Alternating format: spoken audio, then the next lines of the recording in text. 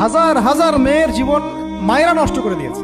আমার মেয়ে জাহান্নামে যায়, যাক, সমস্যা নাই, দুনিয়াতে সে যেন ভালো থাকে। এটা কেন বললাম?